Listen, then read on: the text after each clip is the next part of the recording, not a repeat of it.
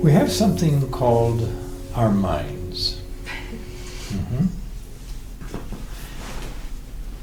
And the inhabitants of those minds might be generalized as ideas or concepts, images, and even feelings, we'll call it, broadly. And this mind, this intangible power, if you will, is in us. We're born with it, and then it begins to make itself known. And in the beginning, perhaps what characterizes its main activity is a 3-letter word. Why? Mommy, why does the frost form in October? Mommy, why is it still snowing here in Minnesota in April? The question, why, comes up. And what I want to throw back at you to pause for a moment is, why does why come up? Think for a moment. Why should why be there? You didn't have to open up a little book and said, I'm supposed to ask why today. No. Why does it come up so spontaneously in little boys and girls? And quite frankly, it never stops. We don't necessarily say, well, you're past the why stage now. No. Our whole life is raising that question. But ask yourself, why does it come up? What would happen if it didn't? Think for a moment. If you couldn't, or if it just doesn't exist for you, the question of why, where would you be? What kind of existence would you have if you couldn't raise the question why? You feel hunger. You feel thirsty. You feel cold or heat. You don't want to stay that way. Somehow you want to relieve that feeling. Why? Well, it's uncomfortable. Okay, so you want to satisfy that hunger, that thirst, that need for shelter. Yes. Why? Hang on, I just want to scatter you all over, and then we'll come in, zero in. Now, you didn't raise the question, should I be hungry today? It just came up. You didn't ask yourself, will I be thirsty later? No, you just got thirsty. And you notice the temperature drops, so you need, I better cover myself. Huh? There was a sort of internal reaction to just being, existing, that brought these things up. And you have this urgency to satisfy them. Why? Well, I'd be uncomfortable if I didn't. How true. So now you create something new. I'm hungry. What should I eat? I'm thirsty. What should I drink? And you scan the horizon. That we call desire. I'm going to have a corned beef sandwich. Yes, that's my desire right now. I don't want pizza. I don't want eggs. I want a corned beef sandwich. That's my desire. All right. So notice the desire builds upon that natural urge. And because it's a desire, it's, rankling. Come on now, satisfy me. Hurry, make that sandwich.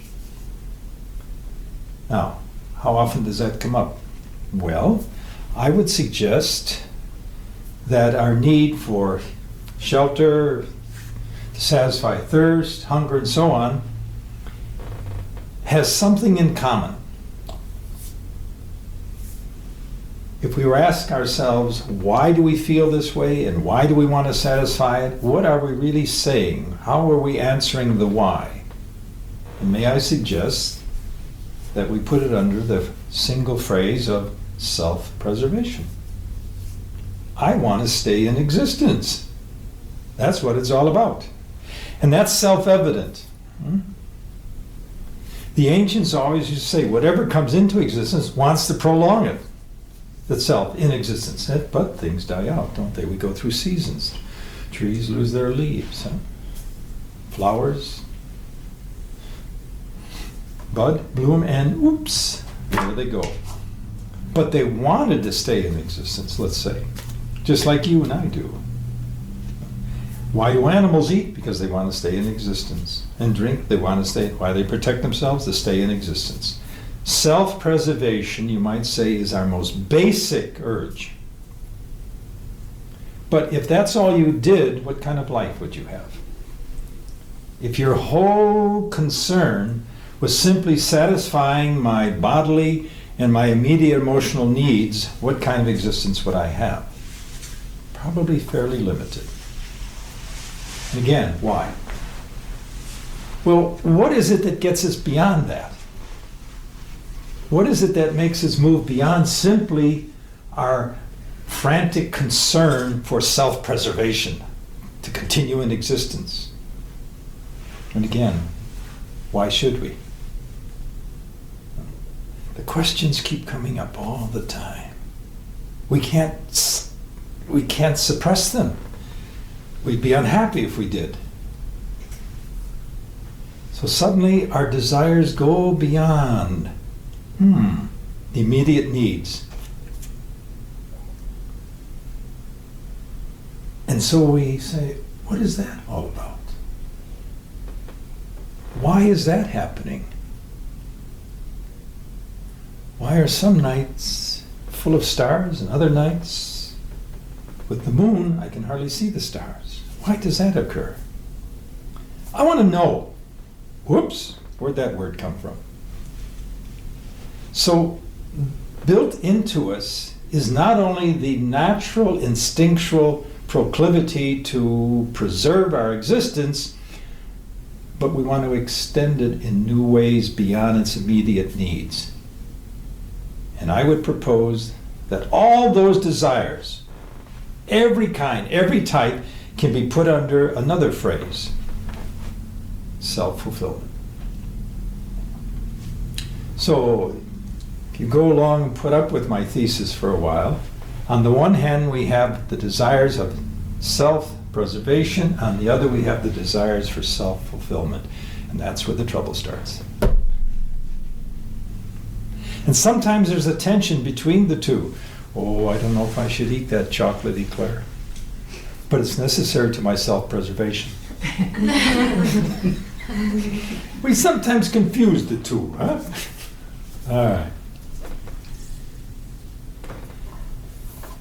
Now, we start scooting around this reality, this planet, and we start investigating what's out there.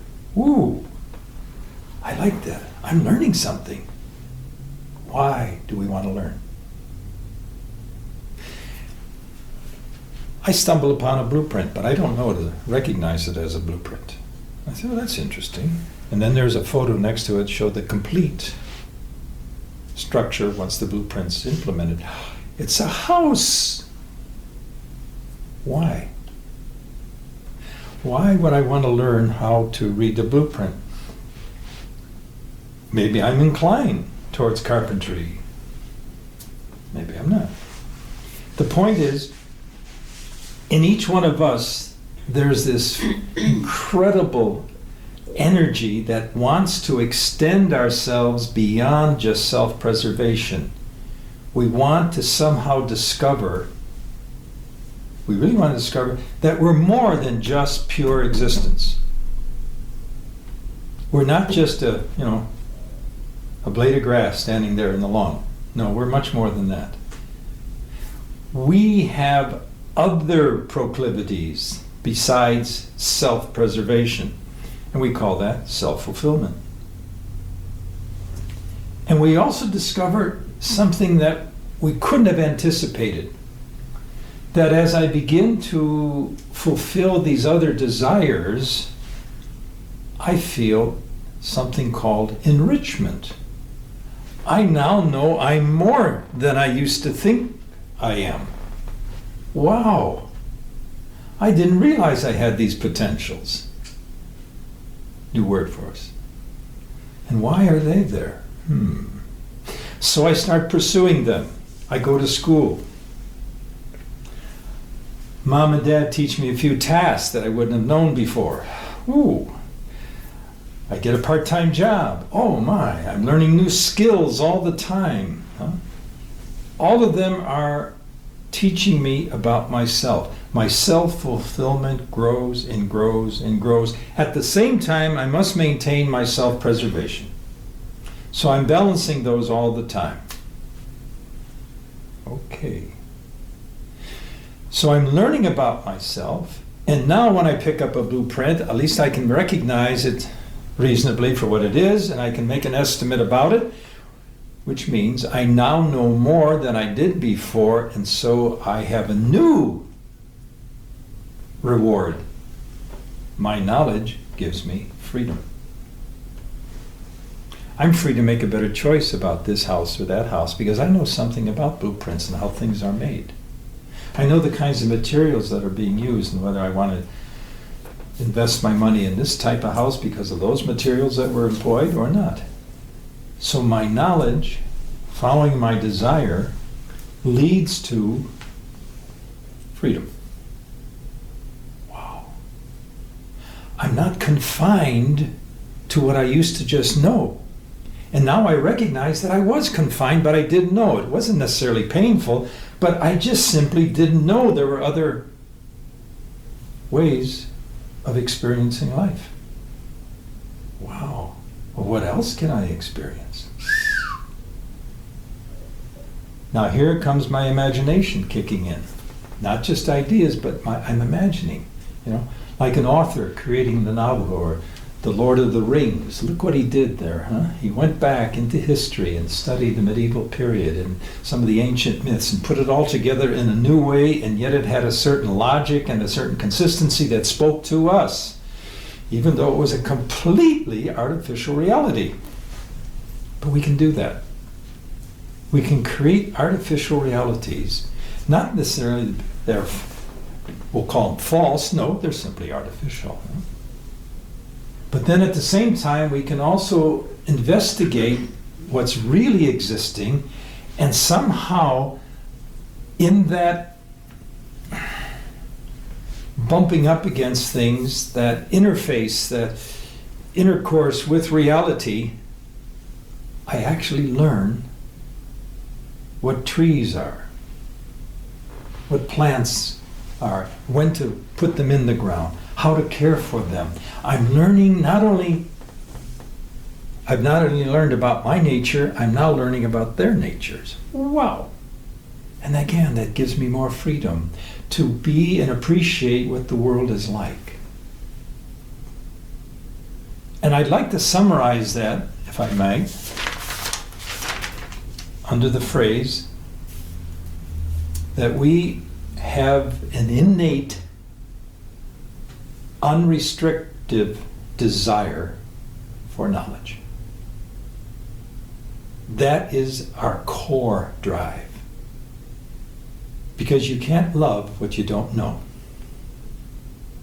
You can't appreciate what you can't experience. You can't evaluate what you can't discern. So knowledge is at the heart of freedom, and they have to go together. And gradually that willfulness to know is another word for L-O-V-E. So love, knowledge, desire, freedom, they're all connected. And it's our job to work that out one day.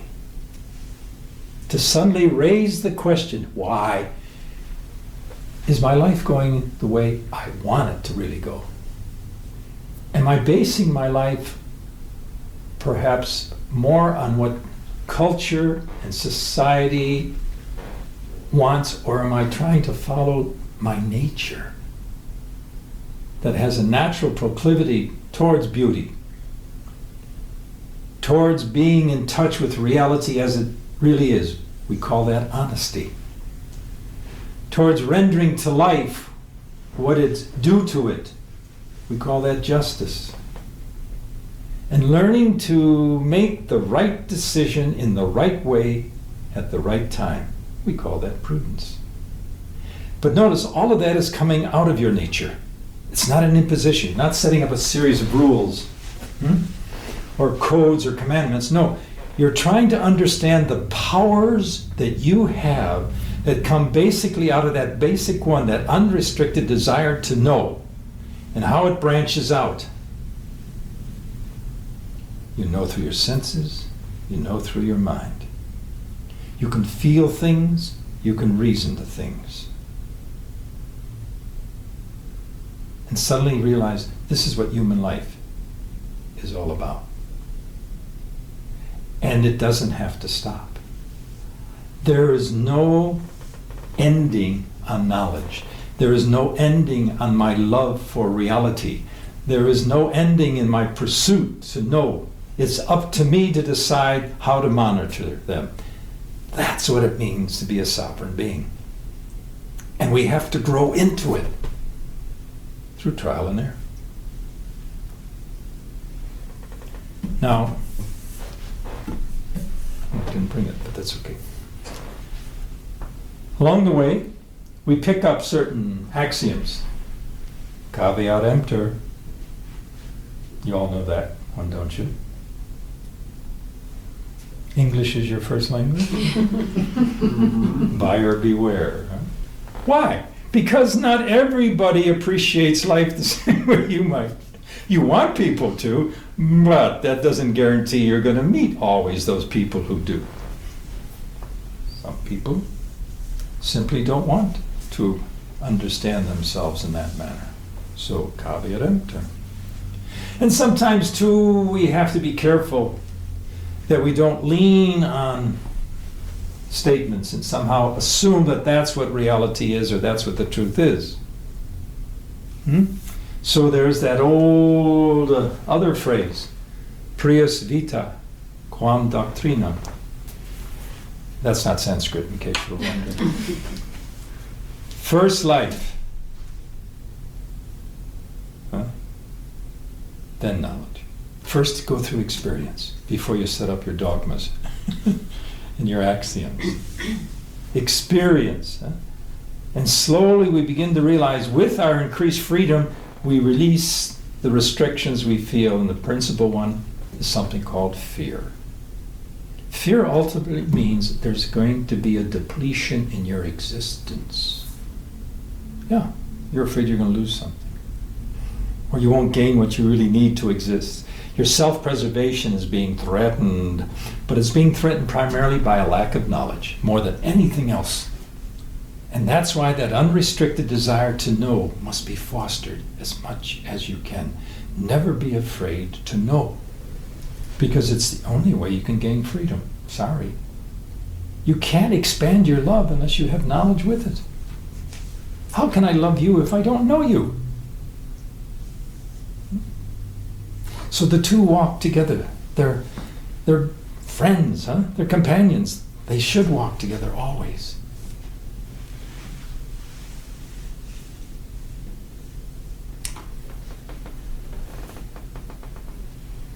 Now there are many traditions that say, oh, you got to give up all your desires.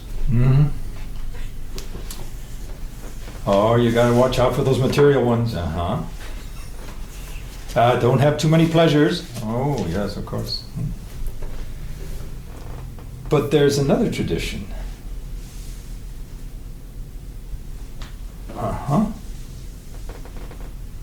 That says something else. That acknowledges our total being, our whole personality, body, mind, and spirit, that endorses reality at the same time with all its foibles and says, no, this path is not to give up the pleasures of life. This path is not to renounce or even sacrifice. No, no, no, no, no, no, no. This is a path which endorses one to conquer life.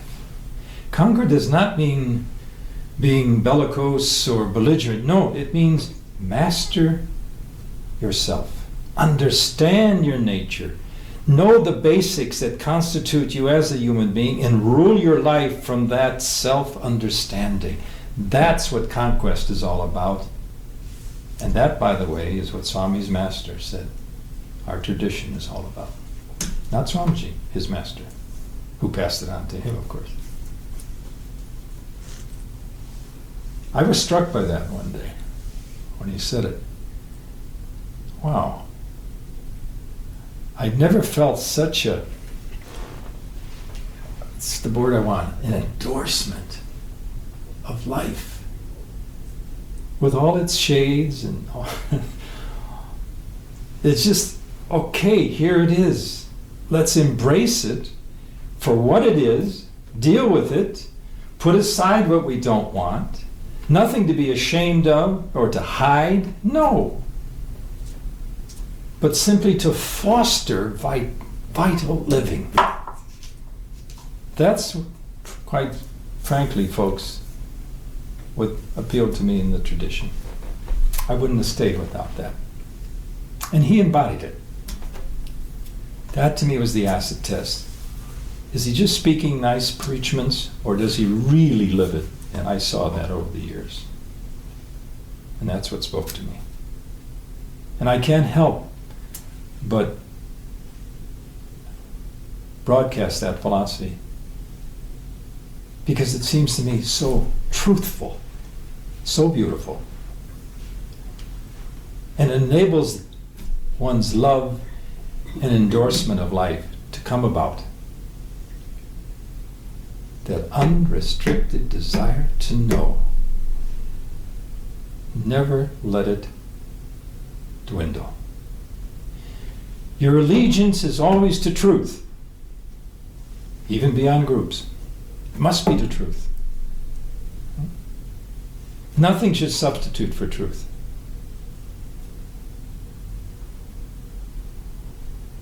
Your conscience will always tell you.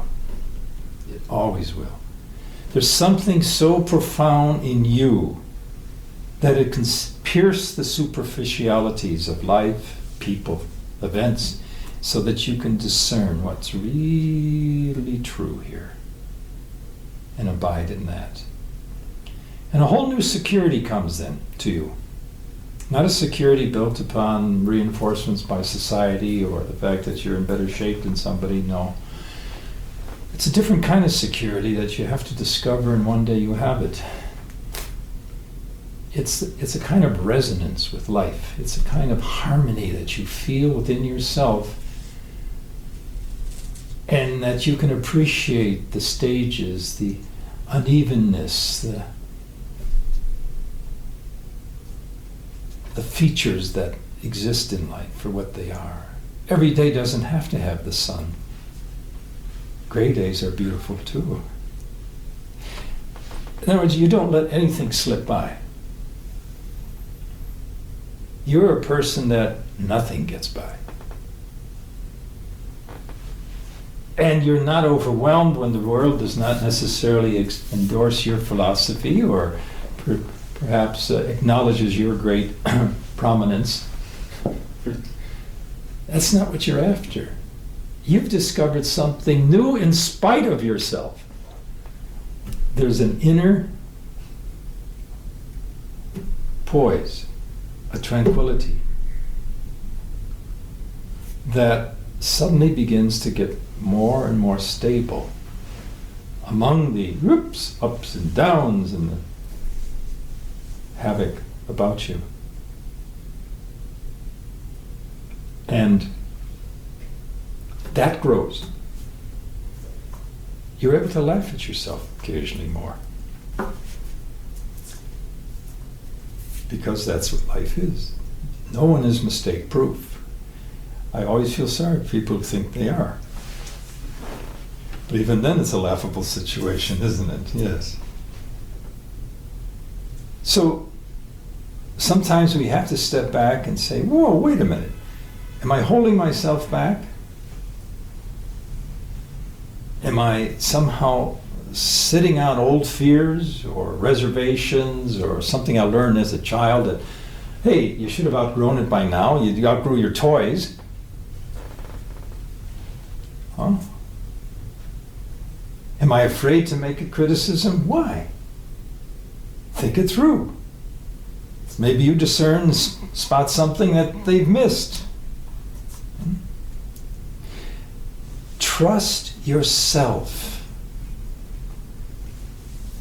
That spirit in you is only built for truth, nothing else. And it wants to surge forward in your interests, your desires, your associations, your relationships. Huh?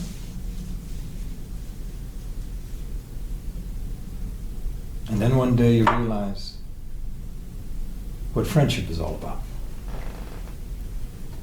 And that really will hit you hard.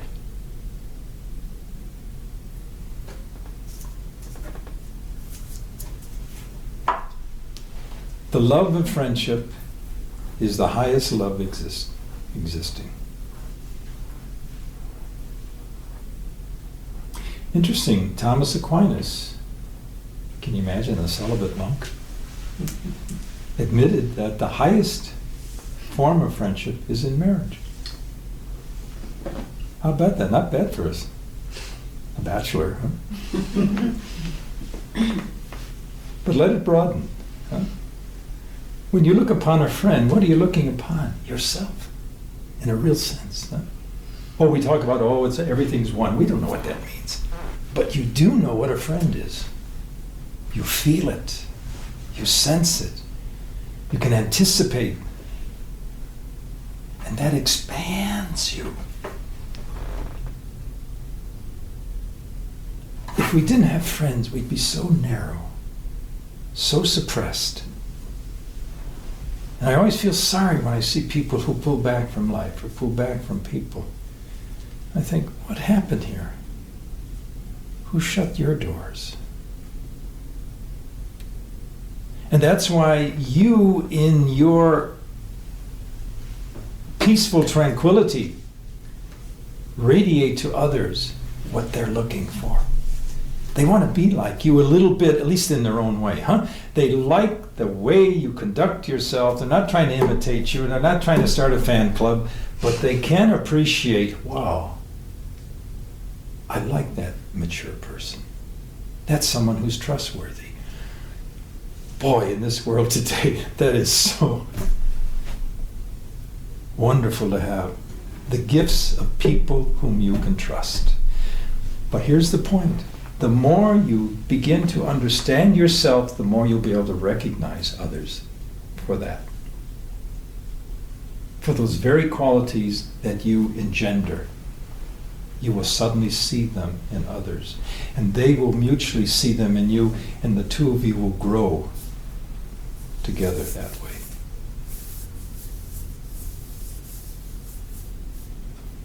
You can put aside the sutras, you can put aside the Upanishads, you can put aside all of that, because what they're really saying is what I think has been said in these last few words. I think this is what it's all about. Huh? Yoga is the art of living. And you can't live unless you understand and love yourself as profoundly as you can, and that never stops. And one day you'll have utter freedom. Bon voyage.